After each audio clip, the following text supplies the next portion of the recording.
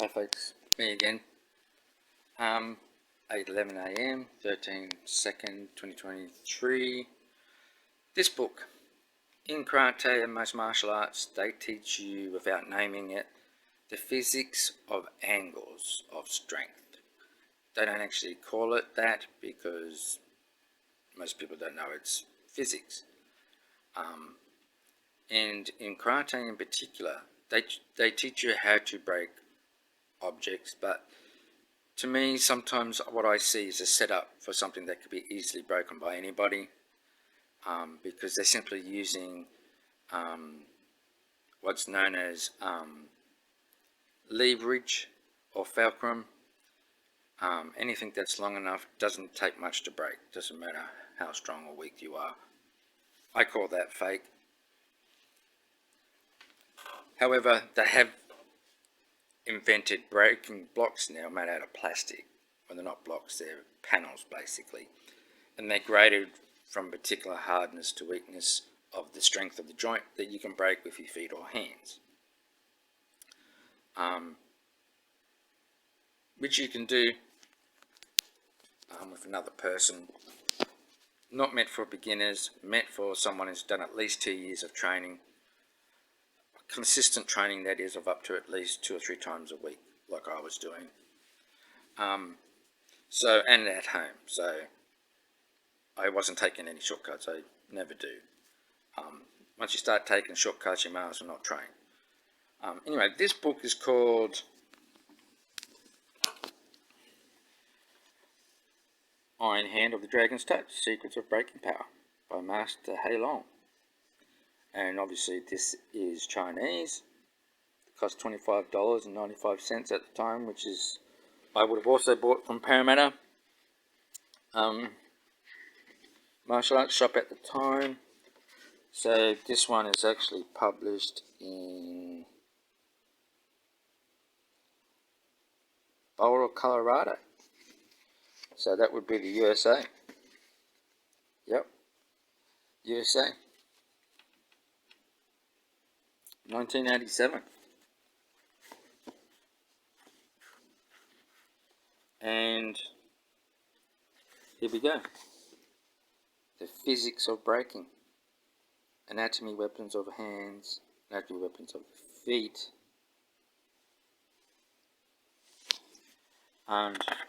Basically, I bought this simply so I understood the angle of my joints when punching and kicking, so I wouldn't hurt myself. So I had the best option, or the best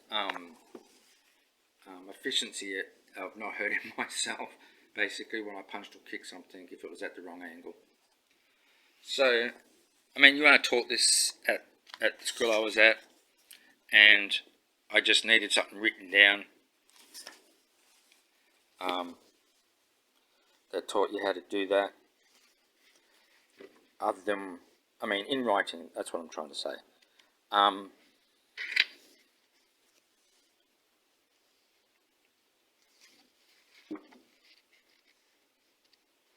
it even gives you anatomy of what part of the hands to use.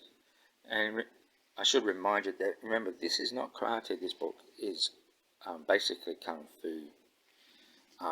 But those are the parts of the hands that we use to punch with.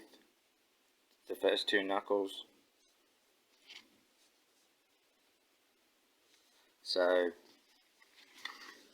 and how to punch.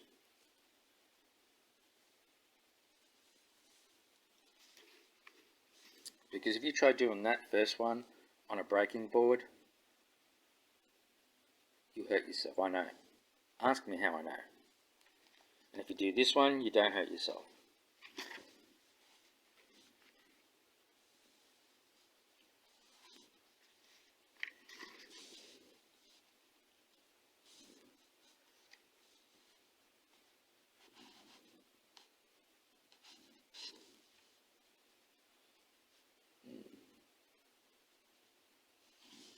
That looks like Japanese, doesn't it?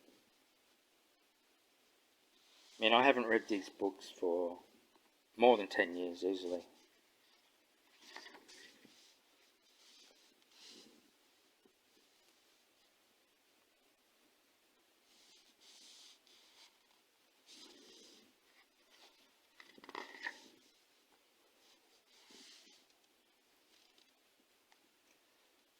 People will recognise this one.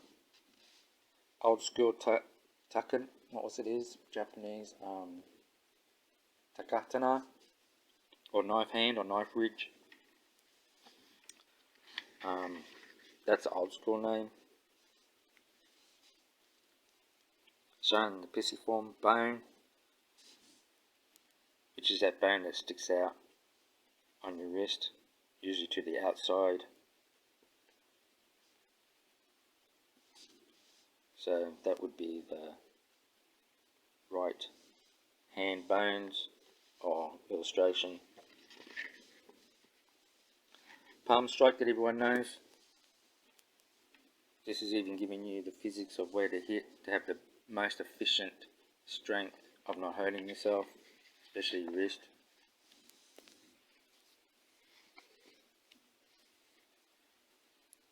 See, most people that do karate will recognize all this as being taught this in basics class. They're showing the calcaneus bone.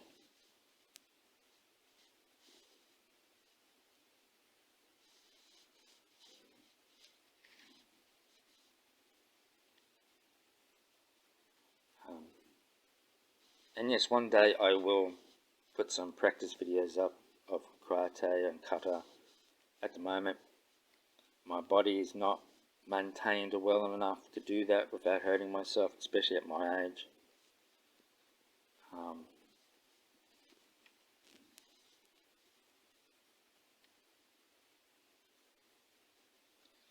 So people will recognize these exercises.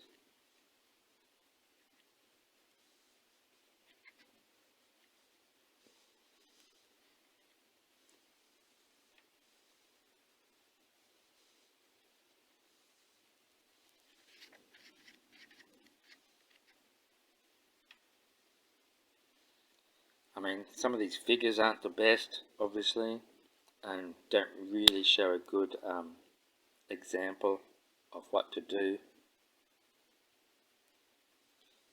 But it's showing you there. You make contact with a bent knee, and when you straighten your knee, you break the object.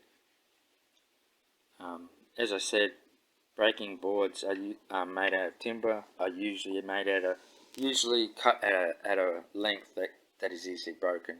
It's not cut at a shorter length otherwise you would hurt yourself because it will not break. Because that's called physics. And you don't have human superpowers like people who believe in mind over matter martial arts. Absurd.